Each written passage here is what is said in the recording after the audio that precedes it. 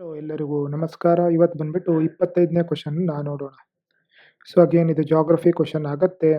Which of the following are evidences of the phenomenon of continental drift? So first statement ಬಂದ್ಬಿಟ್ಟು the belt of ancient rock from Brazilian coast matches with those from western Africa. Second statement ಬಂದ್ಬಿಟ್ಟು the gold deposits of Ghana are derived from Brazilian plateau where the two continents lay side by side.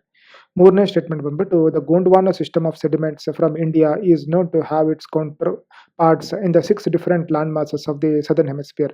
ಇದು ಬಂದ್ಬಿಟ್ಟು direct NCERT geography class 11th question ಆಗುತ್ತೆ. So ಇಲ್ಲಿ ನಮಗೆ ಗೊತ್ತಿದೆ Alfred ವೀಗ್ನರ್ ಅನ್ನೋರು 1912ರಲ್ಲಿ continental drift ಥಿಯರಿನ ಕೊಟ್ಟಿರ್ತಾರೆ. ಅದರಲ್ಲಿ ಬಂದ್ಬಿಟ್ಟು ಒಂದು ಲ್ಯಾಂಡ್ ಮಾಸ್ ಪೆಂಜಿಯಾ ಮತ್ತು ಓಷನ್ ಮಾಸ್ ಪೆಂತಲಿಸಾ ಅಂತ ಇರುತ್ತೆ. ಅದು ಅರೌಂಡ್ 200 ಮಿಲಿಯನ್ ವರ್ಷಗಳ ಹಿಂದೆ ಆ ಲ್ಯಾಂಡ್ ಮಾಸ್ ಪೆಂಜಿಯಾ ಇರುತ್ತಲ್ಲ ಅದು ಎರಡಾಗಿ ಡಿವೈಡ್ ಆಗುತ್ತೆ. ಒಂದು ಲೌರೇಷಿಯಾ, ಇನ್ನೊಂದು ಗೋಂಡ್ವಾನಾ ಲ್ಯಾಂಡ್. ಸೊ ಇಂಡಿಯನ್ ರೀಜನ್ ಬಂದ್ಬಿಟ್ಟು ಗೋಂಡ್ವಾಲಾ ಲ್ಯಾಂಡ್ ಬರುತ್ತೆ. ಅದು ಮತ್ತೆ ಅಗೇನ್ ಸಪ್ರೇಟ್ ಆಗಿ ಡಿವೈಡ್ ಆಗಿರುತ್ತೆ. ಆಸ್ಟ್ರೇಲಿಯಾದಲ್ಲಿ ಕಾಣ್ಬೋದು ಅದೇ ಗೋಂಡ್ವಾನಾ ಲ್ಯಾಂಡ್, ಅಂಟಾರ್ಟಿಕಾ ರೀಜನ್ ಅಲ್ಲಿ ಕಾಣ್ಬೋದು, ಆಫ್ರಿಕನ್ ರೀಜನ್ ಅಲ್ಲಿ ಕಾಣ್ಬೋದು.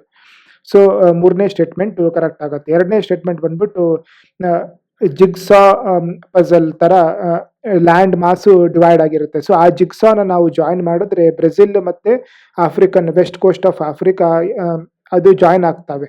ಸೊ ಅದಕ್ಕೆ ಒಂದನೇ ಸ್ಟೇಟ್ಮೆಂಟ್ ಕರೆಕ್ಟ್ ಆಗುತ್ತೆ. ಸೊ ಅವೆರಡು ಜಾಯಿನ್ ಆಗಿರೋದ್ರಿಂದ ದ ಬ್ರೆಜಿಲಿಯನ್ ಪ್ಲಾಟುವಿಂದ ಗೋಲ್ಡ್ ಡಿಪಾಸಿಟ್ಸ್ ಘಾನಾದಲ್ಲಿ ಕಾಣಬಹುದು ಅಂತಾನೂ ಹೇಳ್ಬೋದು. ಸೊ ಮೂರನೇ ಸ್ಟೇಟ್ಮೆಂಟು ಕರೆಕ್ಟ್ ಆಗುತ್ತೆ.